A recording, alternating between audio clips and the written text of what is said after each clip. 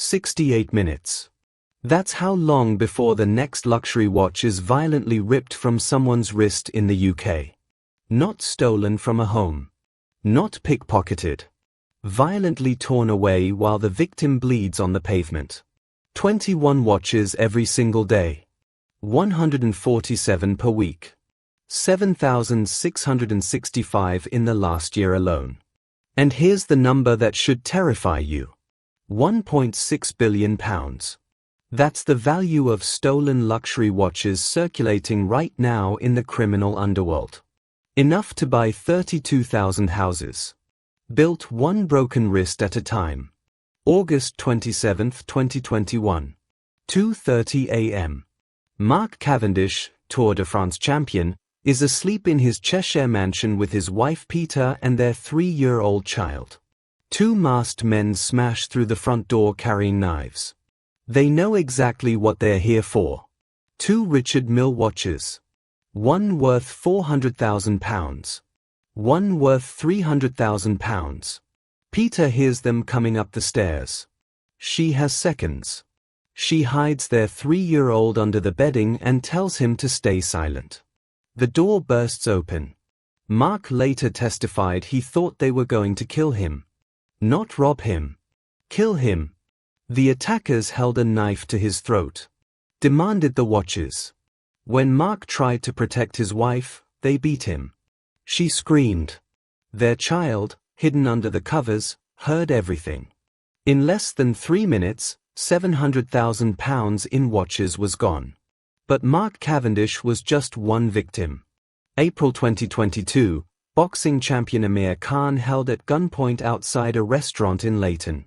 £70,000 Frank Miller watch stolen.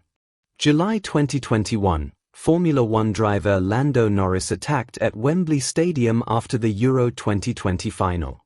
Richard Mille watch stolen.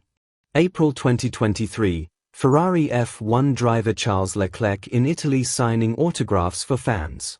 His $430,000 Richard Mille stolen while he poses for photos. Premier League footballers. Professional athletes. Television personalities. Multimillionaires with security teams and gated homes. If it can happen to them, what chance do you have? Here's what the police won't tell you. There's a profile. And you might match it. 98% of victims are male. Aged 30 to 70. Wearing visible luxury watches. Alone or in small groups. Thursday through Saturday nights. Between 11 p.m. and 4 a.m. And if you live in, work in, or visit Westminster, Chelsea, Soho, Mayfair, or Knightsbridge, you are in what police call the robbery triangle. This man right here doesn't know it yet but is being hunted. That woman by the bus stop? Spot her. That guy on the phone? Sending your location to the attack team. That moped that just passed? It's circling back. 7 seconds. That's all it takes. By 2023, police realized they weren't dealing with random street crime. They were dealing with 3 separate organizations. 3 completely different hunting strategies. And if you're going to survive this, you need to know all 3. Method 1. Imagine you're 77 years old. You've just finished a round of golf. You're walking to your car. 2 nice young women approach. They're collecting for a charity. Something about deaf children. They seem harmless. One asks you to sign. The other comments on your cologne. She leans in for a hug. And in that moment, trained fingers locate your watch clasp. Release it. Palm it. By the time you look down, they are gone. Your £15,000 Rolex? In a car driving to London. You? Standing in a car park wondering if you're losing your mind. This happened 30 times in Hampshire alone. Dorset. West Sussex. Surrey. Gloucestershire. Cheshire. Derek Freestone, 77, £12,500 Rolex. Michael Perry, 84, £15,000 Rolex. Alan Bruce, 64, £14,000 Rolex Yachtmaster. Richard Gay, 79, £8,000 Rolex. Same script. Same method. Different faces. But one of them made a mistake. January 3rd, Nearly Edge Golf Club, Cheshire. The victim fought back. Broke free. And when forensic teams swabbed his wrist, they found DNA. Stefania Taneka, 40. 5 months later she tries the scam again in Poole. CCTV catches her. But before police can arrest her, she flees. They catch her at Luton Airport trying to leave the country. And when they search her phone, they discover something that changes everything. She's not working alone. She's part of a network. And the watches?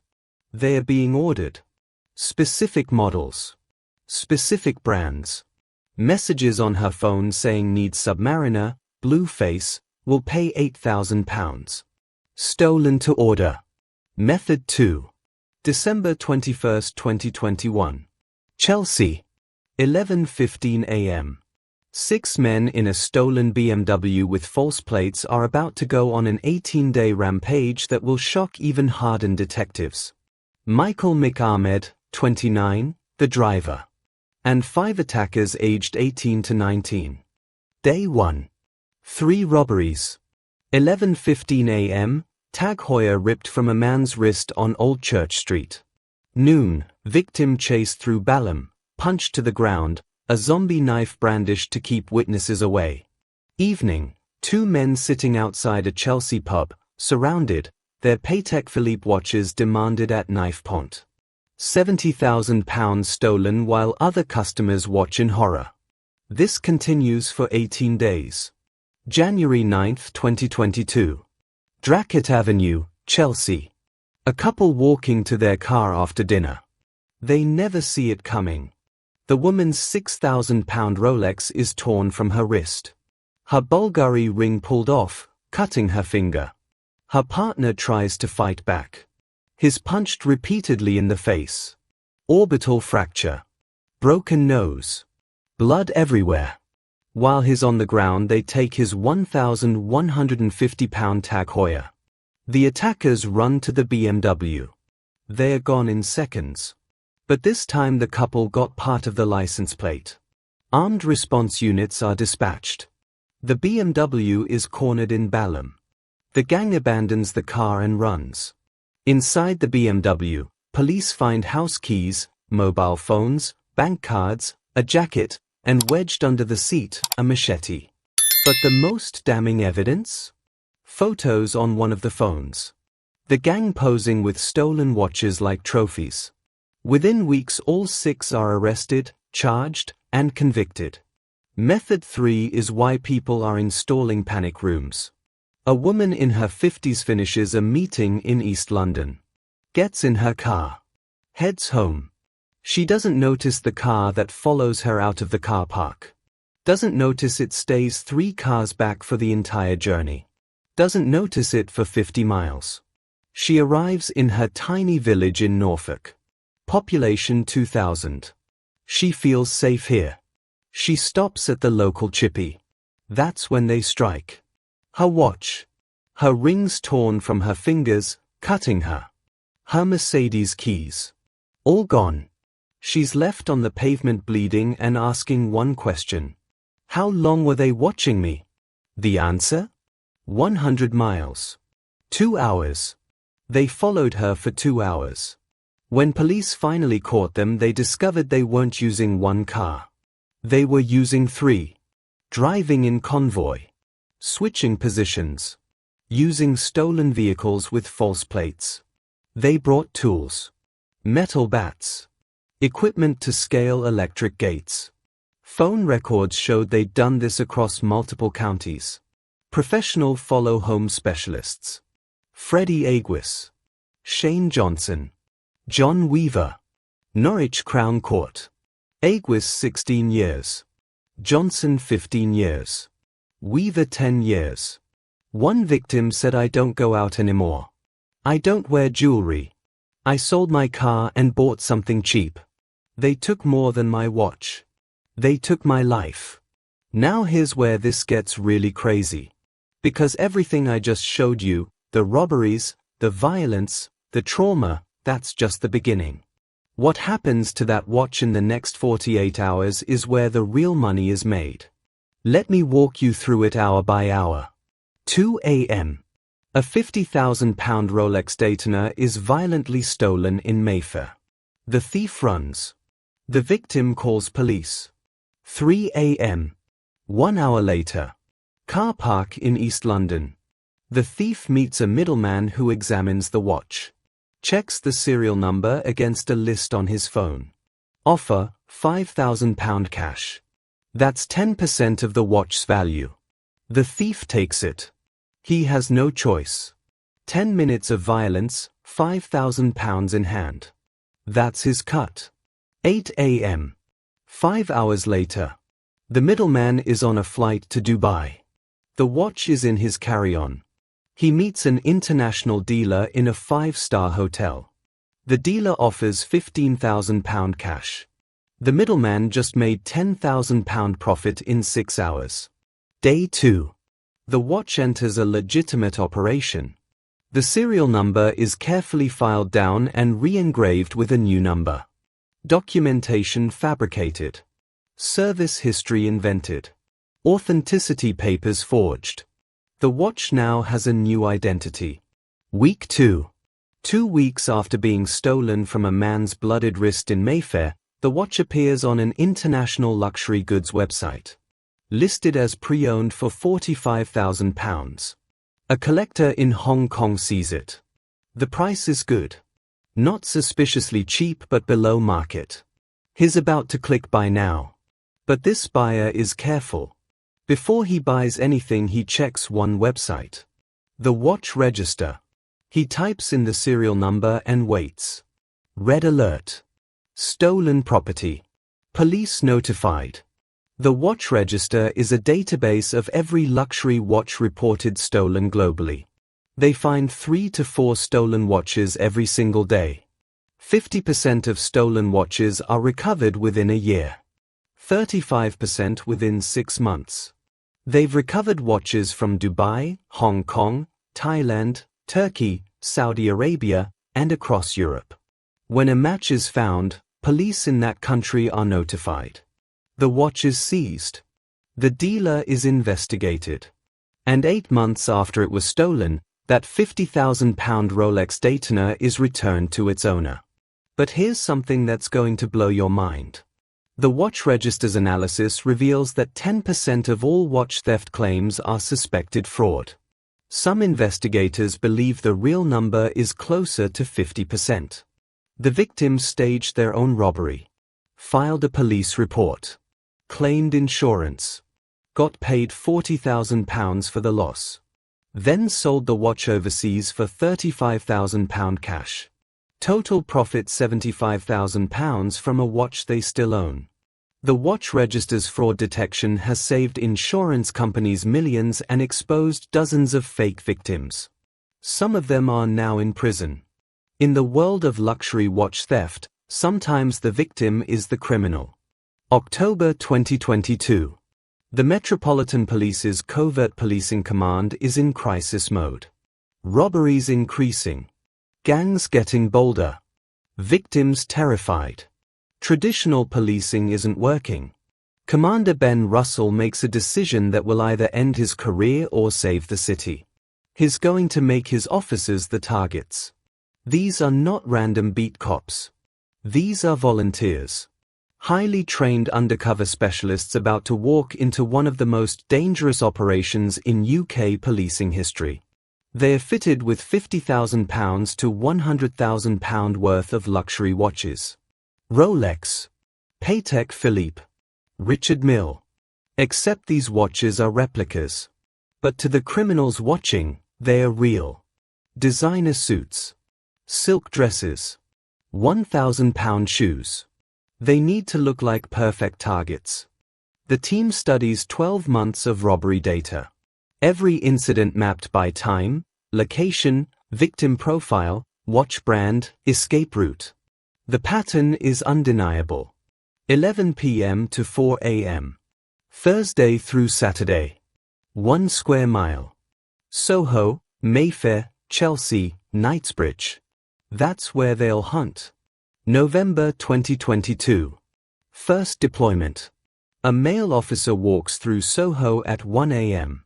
He's alone. Appears slightly drunk. His Rolex catches every light as he moves. Within minutes he's being watched. A man approaches. Friendly. Asks if he wants to go to a party. There will be girls there. Maybe some cocaine. The officer plays along. Sure. Lead the way. They turn down a side street. The music from the clubs fades. It's darker here. Quieter. That's when 4 more men appear. The officer is surrounded. Pinned against a wall. Hands reaching for his watch, his wallet, his phone. That's when he gives the signal. Back up. 10 undercover officers swarm from doorways, from cars, from around corners. All 5 suspects on the ground in seconds. The watch? Still on his wrist. The criminals? On their way to custody. And now I'm going to show you what happened in that Mayfair operation from the beginning. Berkeley Square, Mayfair. October 12, 2023. 11:47 p.m. A couple walks arm in arm past the Bentleys and Rolls-Royces. She's wearing what appears to be a rose gold Patek Philippe. Worth £100,000 if it were real. 3 men have been tracking them for 6 blocks. Waiting for the perfect moment. A dark stretch. No witnesses. Hayes Muse. This is it. Jacob Harkett, 21, makes his move. He lunges at the woman, grabs her wrist, tries to tear off the watch. She pulls back. He pulls harder. They are struggling. His accomplices move in. Mohammed Naz, 34. Giannis Amri, 37. The male officer steps between them, shielding his girlfriend. The watch falls to the pavement. And then the entire world descends on them. Police from unmarked vans. From doorways. From around corners. Dozens of them. Harkett tries to run. Tackled within 3 meters. Naz caught trying to walk away casually. The CCTV footage shows the chaos. One officer slipping on the pavement as he tackles a suspect. Another suspect sprinting across the square. Then a wave of Met officers appearing from everywhere. 3 suspects in custody. 1 more, Adel Mohammadi, 31, identified, arrest warrant issued. But the real breakthrough came from Mohammed Naz's phone. When digital forensics downloaded his data, they found months of encrypted messages between gang members. But it wasn't just planning robberies. It was orders. Google searches for specific Richard Mille models. The Rafael Nadal RM27-03. Worth hundreds of thousands. Phone numbers linked to dealers in Dubai and Saudi Arabia. This wasn't street crime. This was organized international theft for hire. Stolen to order. Between October 2022 and October 2023, the undercover operation produced results that exceeded every projection.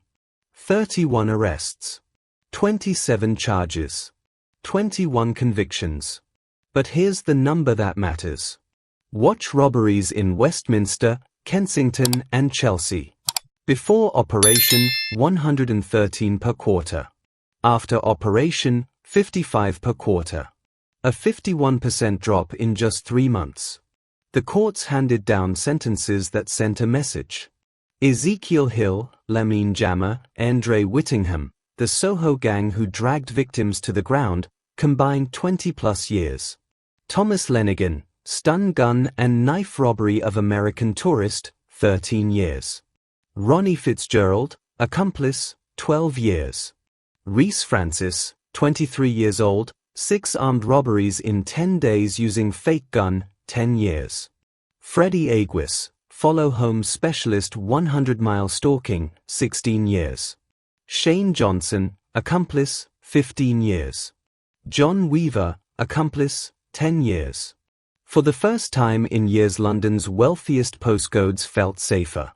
But for the victims, sentencing doesn't erase what happened. Research shows 73% of robbery victims fear repeat attacks. 50% develop psychiatric symptoms within weeks. Average recovery time 8 months. 1 million people move house after burglary. One victim said, "I have nightmares. I wake up thinking someone's in my house. My wife wants to move. My kids ask why daddy doesn't wear his watch anymore. How do I explain that to a 7-year-old? Some wounds don't heal with a prison sentence.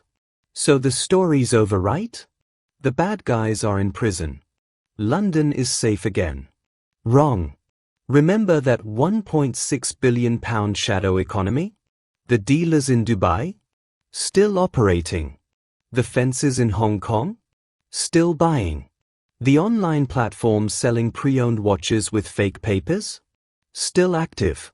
Current statistics show watch thefts down 8% in UK but up 30% in Los Angeles, up 15% in Barcelona, up 25% in Paris.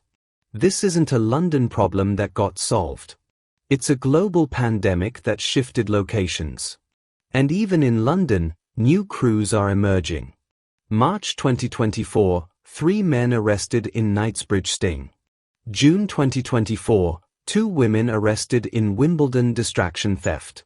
September 2024, follow home robbery in Surrey, suspects at large.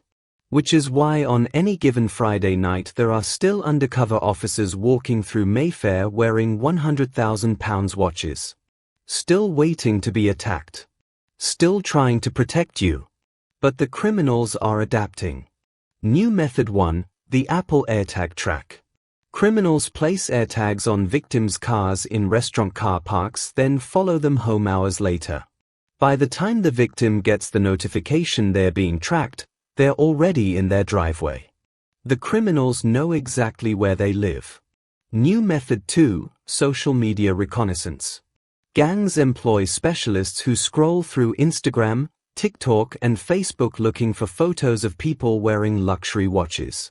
One geotagged photo at a restaurant, they know where you eat. Regular gym check-ins, they know your routine. Posted a picture at home, they can identify your address from background details. You're not just a target when you're out. You're a target the moment you post. Which brings us to the question nobody wants to answer. Is wearing a luxury watch in public worth the risk? Watch enthusiasts say yes. These are works of art. Mechanical marvels. Investments. Heirlooms. Victims say no. Not worth the trauma. Not worth the fear. Not worth looking over your shoulder for the rest of your life. Insurance companies now refuse to cover watches worn in certain London postcodes after 10 p.m. Watch dealers report more people buying luxury watches and keeping them in safes. Never wearing them. A £50,000 watch that never leaves the house. What's the point? So what do? Hide? Never wear nice things? Live in fear? No. You get smart. You get prepared. You make yourself the hardest target. Rule 1. Register your watch with the watch register. Free. Takes 5 minutes. If your watch is stolen, every dealer and pawnbroker worldwide gets notified. 50% recovery rate within a year. Your watch will come home. Rule 2. Photograph your watch from every angle. Serial number. Box. Papers. Receipts. Send them to yourself via email. If it's stolen, police need this within 24 hours to flag it internationally. Rule 3. Know the danger zones. Westminster, Chelsea, Soho, Mayfair, Knightsbridge. 11 p.m. to 4 a.m. Thursday through Saturday. If you must be in these areas during these times, wear long sleeves. Cover your watch.